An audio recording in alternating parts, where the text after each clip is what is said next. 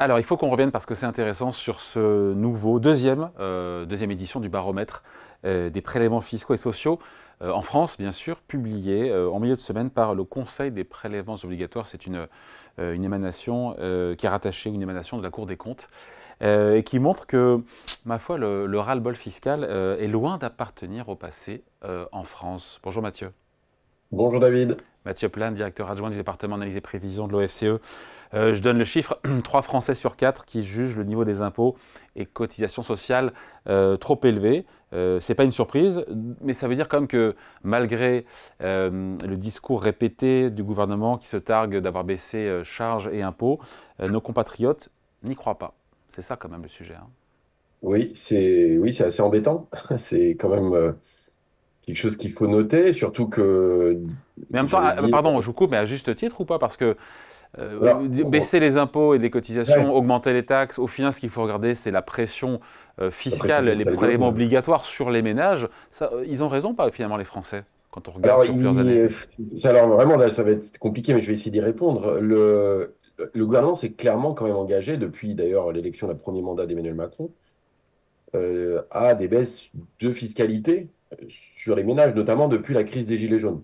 Et on l'a vu, hein, notamment, il y a eu une réforme de l'impôt sur le revenu, il y a eu la baisse et la suppression complète de la taxe d'habitation, on a eu la défiscalisation des heures sup aussi, donc il y a eu quand même un certain nombre de mouvements fiscaux importants en réalité du côté des ménages pour baisser leur pression. Mais de l'autre côté, ce qu'on voit, c'est que la pression fiscale globale, le taux de prélèvement sur les ménages n'a pas tant baissé que ça. Alors pourquoi? Et là, c'est un peu compliqué. C'est que, en réalité, les rentrées fiscales ont été quand même très fortes. C'est-à-dire que finalement, les revenus ont quand même augmenté. Donc les impôts ont quand même continué à rentrer dans les caisses. Et donc, si vous faites juste le ratio entre ce que payent les ménages et le PIB, le taux de prélèvement, la pression fiscale n'a pas tant baissé que ça. Donc il y a eu Mais, des mais, mesures. mais, mais, mais la pression fiscale n'a pas augmenté. C'est ça que je veux dire, Non, c'est que... non, elle n'a pas augmenté, elle a même un peu baissé. Ouais. Elle a un peu baissé. Alors pourquoi ce Alors, ressenti? c'est Pourquoi un peu c'est comme comme pour la l'inflation. météo, hein, il y a ce qu'on nous Oui, dit, puis il y a oui, le mais dans ressenti, le hein. ressenti, vous avez raison. Après, c'est de quoi on parle et qu'est-ce qu'on mesure. C'est un peu comme l'inflation. L'inflation, c'est sur 12 mois. Là, la question, c'est qu'est-ce que les ménages français ont en tête? Et je pense qu'en réalité, on n'a pas du tout effacé le choc fiscal de la décennie 2010, en réalité. C'est-à-dire qu'il y a eu un choc très fort, on va dire, en 2012, 2013 et un peu après, pour justement financer la réduction des déficits et baisser aussi la fiscalité des entreprises, hein, notamment avec le CICE, le pacte de responsabilité, et puis après, on a vu les impôts sur la production. Tout ça a fait porter en fait un poids fiscal assez important sur les ménages, d'où l'émergence du ras-le-bol fiscal à ce moment-là. Oui, mais pardon, c'était il y a Et 10 on a eu ans. un Depuis... retournement, on va dire, depuis les Gilets jaunes, mais qui reste malgré tout assez modeste par rapport à ce que l'augmentation passée. Donc on n'est pas du tout dans les mêmes ordres de grandeur. Malgré tout, il y a quand même un petit retournement qui est à signaler, mais qui semble insuffisant en tout cas pour assurer les Français, comme quoi la pression fiscale diminue. Les Français qui sont de plus en plus nombreux, c'est intéressant, à juger le système fiscal et social français trop redistributif. 32% des sondés le disent, c'est 5 points de plus qu'en 2021. Qu'est-ce que ça nous dit de l'évolution de la société? Et ça nous dit un certain nombre de choses. Ça dit aussi la compréhension ou pas du système socio-fiscal, hein. Ça, c'est important. Alors, il y a déjà, je voulais juste revenir là-dessus, c'est que trois quarts des sondés considèrent qu'on paye trop d'impôts en France. Par contre, si vous leur regardez sur leur situation personnelle, vous tombez à deux tiers. Donc, un certain nombre d'entre eux pensent que des gens payent trop d'impôts et pas forcément leur situation à eux. Donc, c'est vrai que ça dépend un peu de ce qu'on peut voir. Ce qui est intéressant aussi, c'est que de l'autre côté de l'échiquier, très peu de sondés, de ménages, accepteraient des baisses de services publics ou de prestations, de dépenses publiques.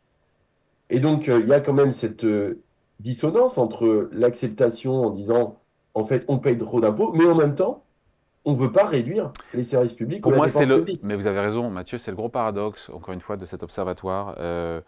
Donc les Français, on résume, trouvent que la pression fiscale est trop forte en France, mais ils refusent une baisse de la dépense publique pour financer toute nouvelle baisse des impôts. Je vais même aller un cran plus loin. Ça a été assez peu commenté, mais il y a un chiffre, moi, qui m'a beaucoup parlé, c'est-à-dire que il y a à peu près, il y a 40% des Français qui considèrent qu'on peut baisser les impôts en augmentant la qualité des services publics. Il y en a 40% pareil, un peu plus de 40%, qui considèrent qu'à niveau de prélèvement équivalent, on peut l'améliorer aussi. Et il n'y a que 7% des Français qui disent qu'en fait, si on veut améliorer la qualité des services publics, de la dépense publique, des prestations, il faudra augmenter les impôts. Donc, si vous voulez, vous avez une problématique pour l'État, c'est qu'aujourd'hui, l'État n'est pas considéré comme un bon gestionnaire quelque part. C'est que les gens considèrent qu'ils payent beaucoup d'impôts et qu'ils ne reçoivent pas assez de services ou de prestations, que la qualité n'est pas à l'équivalent, ou en tout cas ne correspond pas à leur prélèvement. Et que l'État pourrait faire mieux avec les mêmes moyens. Et ça, c'est une question fondamentale parce que est-ce que c'est possible ou pas? C'est une grande question. Or, aujourd'hui, on voit quand même qu'on a des contraintes budgétaires fortes sur des grands postes, hein, dont, y compris les retraites, l'éducation, la santé, qui sont des énormes postes en réalité, hein. Et finalement, faire mieux avec moins de moyens semble assez compliqué à partir du moment où il y a aussi beaucoup de rémunération, il y a beaucoup de masse salariale, hein, on le voit bien sur la question de l'éducation, des questions de la santé. Donc, c'est un vrai débat. C'est une- Moi, je pense que pour les pouvoirs publics, c'est vraiment une interrogation forte, hein, c'est de dire quelle est ma légitimité aujourd'hui à augmenter les prélèvements pour financer des nouveaux services publics et comment je peux Hmm. m'engager à baisser les impôts tout en augmentant la qualité des services publics. Il faut savoir ça c'est aussi un point important, c'est que la classe moyenne, en réalité, bénéficie assez peu de prestations monétaires, c'est-à-dire qu'elle paye plus d'impôts en moyenne que ce qu'elle va recevoir comme prestations monétaires, c'est-à-dire sonnant et trébuchant. Par contre, elle reçoit beaucoup plus par l'éducation et la santé. C'est-à-dire que les impôts, en fait, financent beaucoup d'éducation et de santé. Moi, je faisais un petit calcul, hein, juste qui peut vous donner des ordres de grandeur.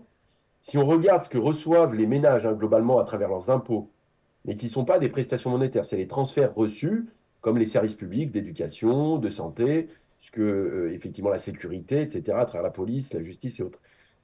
Ben, ça représente par mois, par ménage, c'est à peu près 1300 euros par mois, par ménage, qui ne passent pas par un système monétaire, mais qui sont des transferts que vous devriez payer par ailleurs. Et je pense que le problème, c'est qu'aujourd'hui, les ménages considèrent que la qualité des services publics se détériore et Se que du coup, détériore, en fait, pardon, ce je vous qu'ils coupe, veulent, se détériore avec un niveau de dépenses publiques par habitant qui a augmenté de quasiment 30% oui, depuis l'an voilà, 2000, sans que la qualité, bien au contraire, des oui, services publics ne progresse dans les mêmes proportions. C'est ça le sujet. oui, c'est ça le sujet, c'est vraiment le sujet. Et donc, en fait, ce que vont recevoir cette classe moyenne et qui est importante, c'est effectivement beaucoup de ces services publics pour lesquels ils contribuent. Et donc, ils vont finalement l'évaluer de cette façon, alors avec des difficultés. On le voit bien du côté du système éducatif, on voit notamment de plus en plus d'élèves qui vont dans le privé, on voit les problématiques des notes et PISA. Du côté de la santé, on voit bien les problématiques aujourd'hui qui sont fortes du côté de l'hôpital et la saturation qu'il peut y avoir sur certains soins, des déserts médicaux. Voilà, tout ça participe en fait à la contribution justement du paiement à l'impôt et recevoir un service en face. Et après, vous allez juger sur la qualité de ce service. Or, aujourd'hui, effectivement, on a ce problème-là, c'est qu'on a un sentiment de détérioration, peut-être qui participe même au déclassement, à ce sentiment de déclassement qui peut être important, avec quand même un point qu'il faut souligner, c'est qu'une partie de la dépense augmente aussi, pas juste pour des problèmes liés à la qualité ou autre, c'est aussi par rapport au vieillissement des populations. Bien sûr, bien La sûr. dépense de santé, elle augmente avec le vieillissement. La dépense de retraite, elle augmente avec le vieillissement. Mais Et ça, comment on c'est des sort, points. ouais, comment on sort de la quadrature, Mathieu? Les Français veulent des baisses d'impôts, mais sans toucher au service public, sans baisser la dépense publique. Comment on sort de la quadrature, hein? Moi, je crois qu'on est un peu coincé quand même, hein, Oui, dans cette c'est mon affaire. sentiment aussi, hein. Ouais, moi, je veux bien, hein. Je pense qu'il faut travailler la revue sur les dépenses publiques et me semble importante, bien sûr, pour lister potentiellement les gisements d'économie, comment améliorer la qualité du service public à budget constant, où est-ce qu'il peut y avoir des gains de productivité avec la numérisation, etc. Tout ça est important. Mais quand même, derrière, il faut savoir qu'il y a beaucoup de services publics, il y a aussi beaucoup d'humains, en réalité, qui fournissent ces services. Donc, réduire le volume de ces services-là, c'est aussi la question de l'emploi et des rémunérations derrière, hein. Donc, c'est très difficile. Et puis, n'oublions pas que, à mon avis, on est engagé sur un certain nombre de dépenses hein, dans les prochaines années, qui sont bien sûr les questions de la transition écologique, hein, dont on parle beaucoup, qui sont des investissements lourds et importants. Mais il y a aussi les dépenses autour de la question de la santé. On le voit hein, avec le vieillissement de la population, les questions sur des dépenses militaires, autour de l'éducation. Donc, dire on va réduire la dépense publique aujourd'hui face aux engagements qu'on a tout en baissant les impôts en réduction des déficits, Ça paraît mission c'est impossible.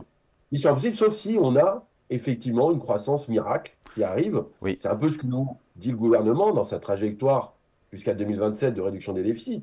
En gros, c'est au fond, la croissance va quand même permettre d'absorber une partie enfin, à travers les recettes fiscales, va permettre de réduire les déficits.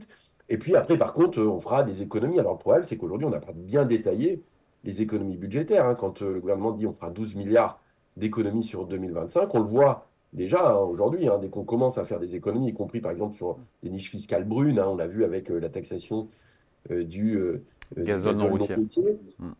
Voilà, tout de suite, on s'aperçoit qu'un certain nombre de dépenses profitent aussi aux ménages ou aux entreprises. Et donc, même si on peut gagner en efficacité, attention, il y a aussi derrière le modèle Mm. social français auquel les gens sont très attachés en réalité. Et donc, par exemple, quand on va réduire un certain nombre de dépenses, potentiellement, ça peut jouer sur les transferts aux ménages, aux entreprises. Et donc, c'est une vraie question. Donc, gagner en efficacité, mais par contre, à mon avis, il n'y a pas de recette miracle. Ouais, sachant que 12 milliards d'euros d'économies pour 2025, c'est sûrement un bas de fourchette vu Bien sûr. l'évolution de la conjoncture sur 2024, mais c'est un autre sujet. On noterait, on se quitte là-dessus, Mathieu, que les Français font plus confiance aux communes qu'à l'État, largement plus pour employer efficacement les Oui. impôts, nos impôts et l'argent des citoyens. Oui, ça, on le voit hein, dans les strates de confiance. L'État est finalement, on va dire, l'agent dans lequel les ménages ont le moins confiance hein, sur la gestion en fait, des services. Et plus on se rapproche d'eux, et donc au niveau des communes, après, il y a la protection sociale qui est un peu mieux. C'est 50% des gens considèrent que c'est plutôt une bonne gestion. Et après, c'est peut-être 70% des communes. Donc on sent que les gens comprennent pas pour c'est pas des mauvaises raisons, c'est-à-dire, c'est que plus on va être éloigné en réalité de là où il y a la prise de décision, moins on se considère concerné et moins on pense recevoir. Voilà. Et donc, c'est vrai qu'il y a un travail, hein, il y a un travail aussi pédagogique, il y a une revue de dépenses pour bien montrer, pour bien flécher, pour peut-être clarifier, donner plus de transparence sur l'utilisation des fonds publics et comment ils sont utilisés et comment les ménages finalement en bénéficient ou pas. Donc ça, c'est un point important parce qu'effectivement, plus il y a de la distance, moins il y a de la compréhension. En tout cas, baisser les impôts sans toucher à les dépenses publiques, ça paraît quand même compliqué, hein. Honnêtement, je ne crois pas beaucoup à cette solution-là. Je pense que effectivement, aujourd'hui, ça semble très difficile de baisser la fiscalité tout en améliorant la qualité des services publics, surtout face aux enjeux du vieillissement et des enjeux climatiques. Allez, merci beaucoup. Explication, point de vue signé. Mathieu Plane, directeur adjoint du département analyse et prévision de l'OFCE. Merci Mathieu. Salut. Merci David, merci beaucoup.